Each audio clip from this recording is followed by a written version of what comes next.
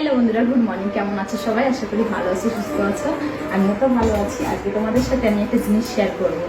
হচ্ছে দেশি পাপড় কি করে তৈরি করে, বা আমরা হচ্ছে কি করে পাপড় একটা চাল দিয়ে কি করে পাপড় তৈরি হয়, তো তোমাদের দেখাবো সেটাই। হচ্ছে মানে কি চাল দিয়ে করতে হয়, ঠিক আছে? খুদের চাল হলে বেশি ভালো হয়। এখানে আমি হাফ কিলো নিয়েছি আতপ চাল। আমার কাছে এই চালই আছে বর্তমান, ছোট চাল, ধানের চাল, তো এটাতে কোনো অসুবিধা হবে না। আর এটা হচ্ছে আমি এখন জলে দিয়ে ভাত রান্না করে নেবো, ফেনা ফেনা করে ভাত রান্না করে নেবো। তো ভাতের মধ্যে মানে চালের মধ্যে আরও কী কী দেবো সবটাই তোমাদের সাথে শেয়ার করব। আর ভিডিওটা আশা করি ভালো লাগবে। এটাই কিন্তু আমাদের গ্রাম গায়ে এই যে শীতের দিন, এই যে গরমের দিনে আসলে না, এগুলো বানিয়ে রাখি আমরা। বর্ষার সময় ডাব্বা বলবো রেখে দিই, বর্ষার সময় কিন্তু খাওয়া দাওয়া করি। তো সেই জন্য আজকে বানাবো। প্রত্যেক বছর বানানো হয়। আমার মা আমাকে ফোন করে বলেছে এবার এখনো বানাসনি, তো বানাবারও হয়ে উঠছে না। আজকে ভাবছি আজকেই বানাবো। তো সেই জন্য এখানে আমি ভাতের জল বসিয়ে দিয়েছি, যেহেতু এটাকে ভাত বানিয়ে নিতে হবে। তো চলো সবটাই প্রসেসিং তোমাদের সাথে শেয়ার করবো। আর আজকে একটা অন্য ধরনের ভিডিও তোমাদের সাথে শেয়ার করছি। তো ভালো লাগে, একটু পাশে থাকবে, সাপোর্ট করবে। তো পরে দেখা হচ্ছে। জলটা একটু হালকা গরম হোক, তারপরে আমি চালটা ধুয়ে দেবো। তার আগে আমি এখানে আমার দিনের কার রান্নাবান্না করবো, সেটা আমি তোমাদের দেখাবো না। আমি শুধু দেখাবো আজকে পাপড় কি করে বানাই। পালি চালটাকে ভালো করে জল দিয়ে ধুয়ে দিচ্ছি। একটু অসুবিধা হবে যদি আমাকে একটু ভিডিওটা করে দিত, তাহলে দেখাতে একটু ভালো সুবিধা হতো। চলো আমি একাই একসাথে। তো এই যে চালটাকে ভালো করে ধুয়ে তারপরে দিয়ে দেবো জলের মধ্যে।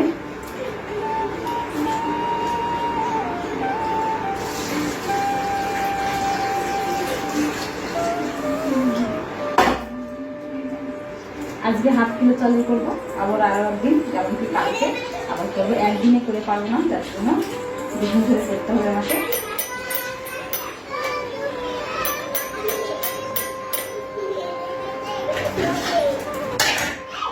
জলটা কিন্তু আমার গরম হয়ে গেছে, এখন দিয়ে দেবো জলে।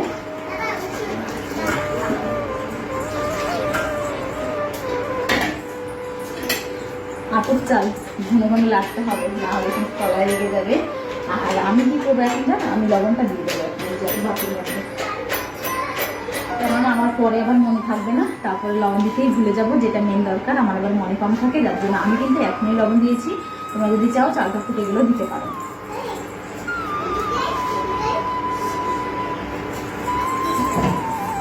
লবণটা কিন্তু মোস্ট দরকার, এটা না দিলে টেস্টি হবেই না। তারপরে সেই নোনতা নোনতা ভাবটা আর আসবে না, সেই জন্য লবণটা খুব দরকার। চলো ফুটে থাক, তারপরে আরো কিছু দিতে হবে, তো সেটা দেখাচ্ছি। এইবার হচ্ছে ভাতটা আমার প্রায় অর্ধেক ফুটে গেছে। এখন আমি দিয়ে দিচ্ছি কালো জিরে। এর ভিতরে চাইলে তোমরা একটু লঙ্কার গুঁড়োও দিতে পারো, কিন্তু আমার লঙ্কার গুঁড়ো ভালো লাগে না, ঝাল ঝাল পাঁপড় ভালো লাগে না। তো সের জন্য আমি শুধুমাত্র কালো জিরে দেবো। আর নুন যেহেতু দিয়ে দিয়েছি, এখন এই ভাতটা পুরো হয়ে গেছে আমার কমপ্লিট। ভাতটা হাতা দিয়ে একটু পেস্ট করার মতন করে নেব। আমার চালটা যদি খুদ হয় আরও বেশি ভালো হতো, আমার যেহেতু চাল, তো সের জন্য হচ্ছে আমি ভাতটা ভালো করে হাতা দিয়ে পেস্ট করার মতো মানে একটু ঘুটে নিচ্ছি। মানে ওর থিঙ্কিংটা থাকবে মোটা, বেশি পাতলাও না আবার বেশি মোটাও নয়। তো সের জন্য মানে ভাত ঝুরঝুরা ভাত হবে না, ফেনা ভাত, কিন্তু ফেনা ভাতের মতন হবে না। বুঝতে পারছো? আমি ব্যাপারটা বুঝিয়ে বলতে পারছি না। এই যে দেখো যেভাবে আমি মোটা করেছি এরকমই হবে। ঠান্ডা হলে আর একটু মোটা হবে, আমার যেহেতু নতুন চাল তো সের জন্য। এখানে দেখো একটা ডোঙা নিয়ে নিয়েছি। আমার এখানে ভয়েস ওভার করেছিলাম, বাট আমার বাচ্চা কাছে এত বিরক্ত করছিল, যার জন্য তোমাদের এখানে ভয়েস দিচ্ছি আমি। এটা হচ্ছে একটা তেলের প্যাকেট, যেটা হচ্ছে আমার এখানে তেলটা সরষের তেলের প্যাকেট ছিল। আর এই যে ভাতটা দেখো মোটামুটি হালকা ঠান্ডা হয়েছে, আর একটু ঠান্ডা হতে হতো, কিন্তু কিছু করার নেই। আমি একটা এই প্যাকেটের সাহায্য দিয়ে দেখো কি করে সাহায্য, একটা জিনিস ফেলে, কিছু জিনিসের ফেলা হয় না, সবটাই আমাদের বাঙালি বাড়ি কাজে লেগে যায়, তাই না বলো?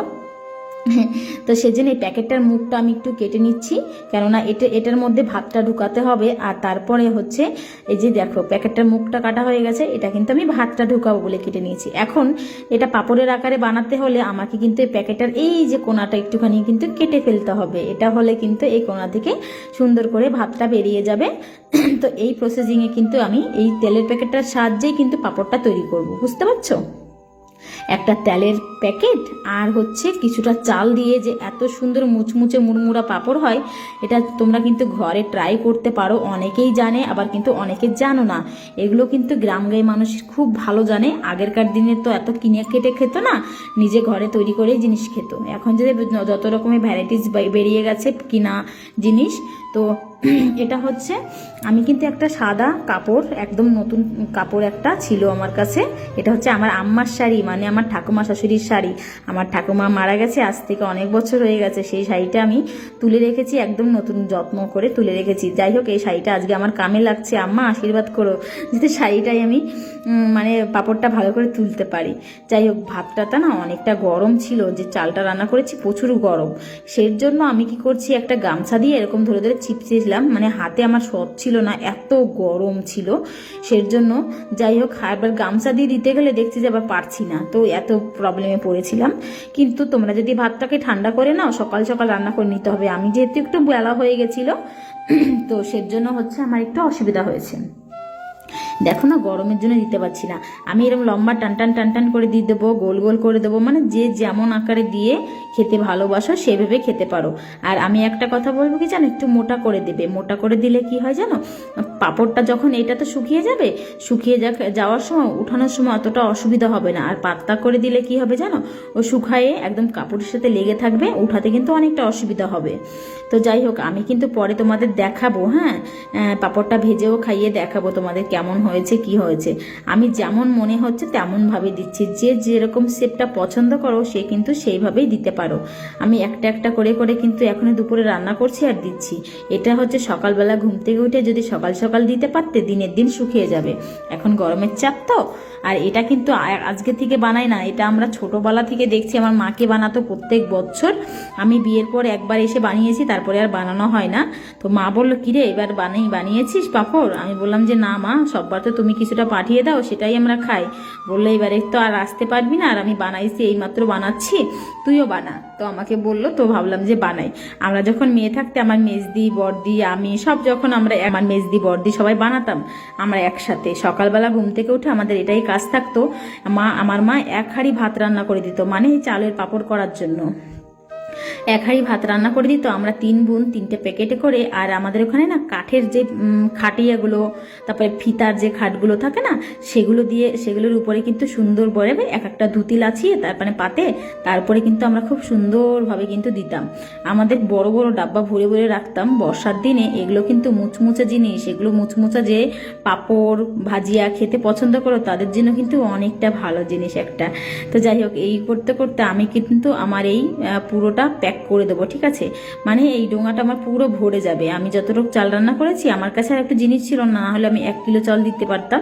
কিন্তু কি হয় জানো, একা হাতে তো সবটা কাজ করে, এটা তো অনেকটা ভালো ছিল, অনেক ভালো গো খেতে। তোমাদের আমি বললাম না, একদিন বানিয়ে খাইয়ে দেখাবো। খাওয়াতে তো পারবো না, কেননা তোমরা সব শুধু মোবাইলেই দেখবে আমাকে, তো না হলে বাড়িতে আসলে খাওয়াতাম। চলো, ছিলাম না পাঁপড়গুলো, চলো সেগুলো এখন দেখতে যাই। এখন বিকেল হয়ে সূর্য কিন্তু ডুবে গেছে, সূর্য গড়িয়ে গেছে। এখন হচ্ছে সেই পাঁপড়গুলো দেখার পালা। আমি যে সেই দুপুরবেলা দিয়ে গেছি, তারপরে আর দেখলাম না কেমন কি হয়েছে, একবারে তোমাদের সাথে দেখাবো।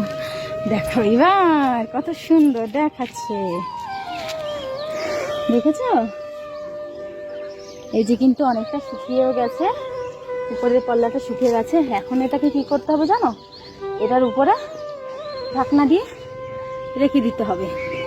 গায়ে পিঁপড়া বাচ্ছে, এটা ঢাকনা দিয়ে রেখে দিতে হবে। তো এই যে হয়ে গেছে আমার এই পাঁপড় বানানো।